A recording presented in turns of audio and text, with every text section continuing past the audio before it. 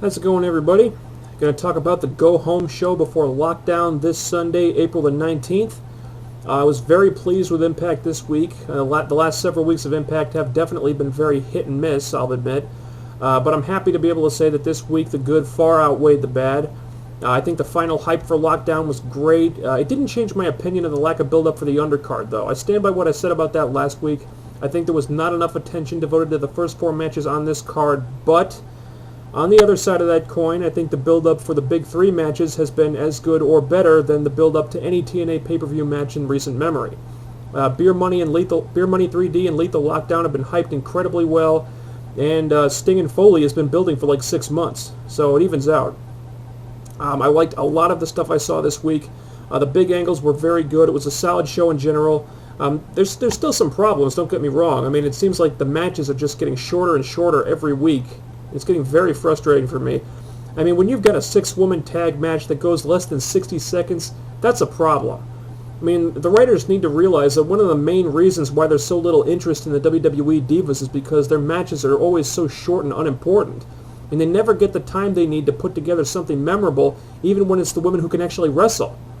I mean, and that used to be one of the things that really set the knockouts apart. I mean, they used to get the time to work and develop their matches into something good, but they're not getting that time anymore, at least not on Impact. I mean, here you had the beautiful people who have been getting pushed pretty hard lately. I mean, Angelina was almost starting to look like a credible threat to the title, and then they have a 6-woman tag with Taylor, Kong, and Saeed, and then they get squashed in under a minute, which makes Angelina look like a joke going into her title match at Lockdown. I mean, and yeah, I mean, the heels laid out Kong and cut off her hair after the match, but they would have gotten a lot more out of this if they had wrestled a longer, more competitive match before they did it. And I'm not saying they had to go over necessarily, just let them look stronger before you job them out. Now, the main event match did actually get over 10 minutes for a change, and the X Division match got a little bit more time than usual. And by a little bit, I mean it got 5 minutes and change instead of 3 minutes and change. I mean, they're still way too short, but they were a little longer than usual, so I appreciate that, but I still want more time. And something about the X Division match that actually absolutely blew my mind, there were no less than 5 men at ringside, and the match actually had a clean finish.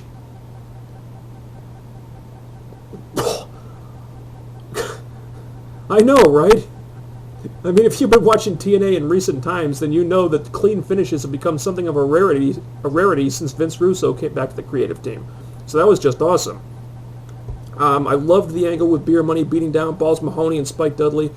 It was really effective. It seems like every time Beer Money are about to turn babyface, they do something really bad to remind everybody that they're heels.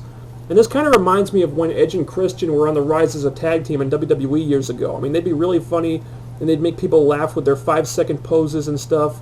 But as soon as they started getting a babyface reaction, they'd turn into sadistic bastards. And that's kind of similar to what TNA is doing with Storm and Rude right now, and I like this a lot. I really enjoyed the Sting and Foley stuff once again. I mean, granted, Mick Foley interviewing Cactus Jack may not have been for everybody, and it was, a little too out there for my taste. But once Sting came out, they had another great exchange, and by now these guys have finally succeeded in getting me excited for this match at Lockdown. I mean, I'm very excited to see it, even though I know it may not necessarily be that good. I mean, and I'm sure the writers had to know that that was always going to be the hurdle they were going to have to overcome with a match like Sting versus Mick Foley, and I think they pulled it off. I think by now the fans pretty much know what to expect with those two, and personally, I'm not expecting HBK Undertaker, I'm not expecting Steamboat Flair, I'm not expecting Guerrero Malenko, but if Sting and Foley can deliver a decent match that does not flat out suck and tells a good story, which is something Mick Foley's always been great at, telling a story with a match, then I think the fans will be satisfied. Then we had the main event to determine the main advantage for Lethal Lockdown. Jeff Jarrett revealed the 4th member of his team, Christopher Daniels. Absolutely thrilled about that. This is exactly the Lethal Lockdown team I wanted all along. Jarrett, AJ, Joe, Christopher Daniels. It was awesome to see Daniels back as himself, finally. And they put him over like a huge star, too. I mean, I was definitely anticipating this after Curryman got the Feast or Fired briefcase a couple months ago. I think everybody was. I mean, I know he filled in as Suicide for a while, but it just wasn't the same, And I, like many of you, was starting to wonder why the writers were dragging their feet so long and bringing back the Fallen Angel. But man, to have him come back with a bang like this just in time for Lethal Lockdown, one of TNA's biggest matches of the year. I don't get to say this very often with TNA, but the timing really couldn't have worked out better. And I think the whole thing played out great as far as them, building anticipation and teasing which side Jeff Jarrett was going to land on.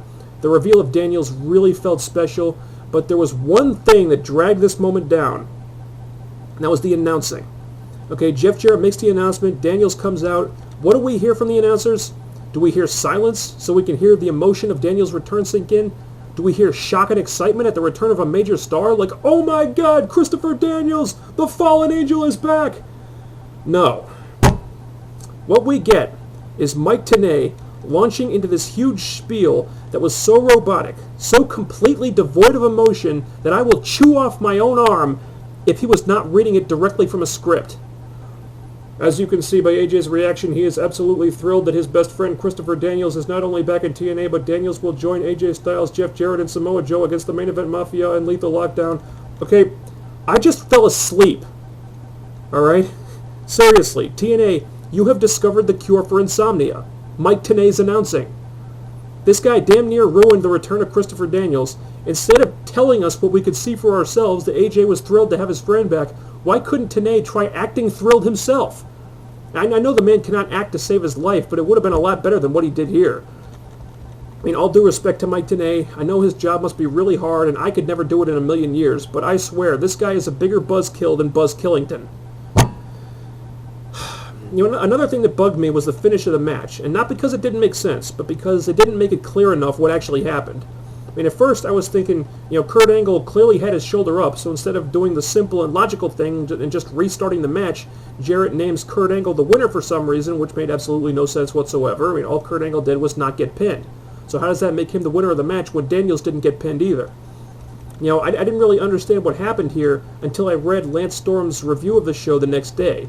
Now, apparently, what happened was that during this pin attempt on Angle, Daniels actually had his shoulders on the mat, which technically counts as a pin, even though Angle wasn't trying to pin him at the time.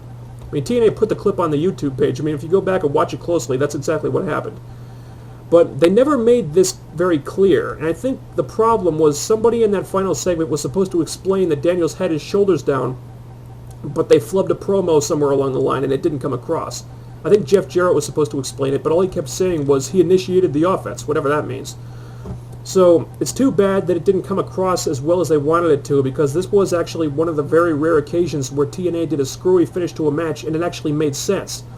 But somebody ended up flubbing a promo. I'm not going to go into it too much, but it didn't make sense. It didn't look like it made sense. So I'm just letting you guys know that this is what actually happened here, in case you were confused by it like I was at first. But nevertheless, I love Daniels coming back the way he did. I'm super pumped for Lethal Lockdown. And speaking of which, now that I got Impact out of the way, let's talk about Lockdown. Here's the thing. Lockdown is my favorite pay-per-view of the year. And the reason for that is no matter what the storyline, no matter what the build-up, even if the card is absolute shit, you're always going to have Lethal Lockdown, and you're always going to have the X Division Escape match. So that's two big marquee matches for this pay-per-view that are practically guaranteed to be awesome, which already puts it ahead of WrestleMania 25 in my opinion, because Mania was a one-match pay-per-view and we all know it. Now, last year's Lockdown, while enjoyable, was kind of problematic.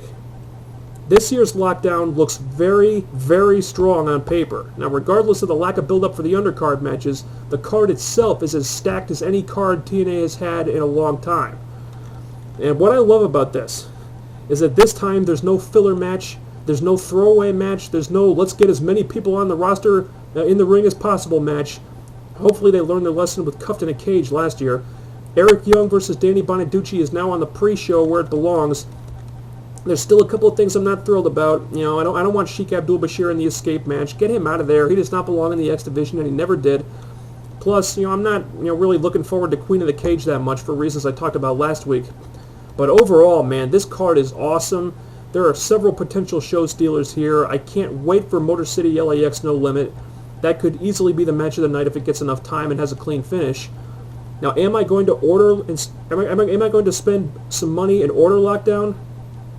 Yes, I am. I definitely had some reservations early on. I'll cop to that. But TNA sold me on it in the end. So well done on that, TNA. You guys enjoy lockdown. I'll talk to you in a few days.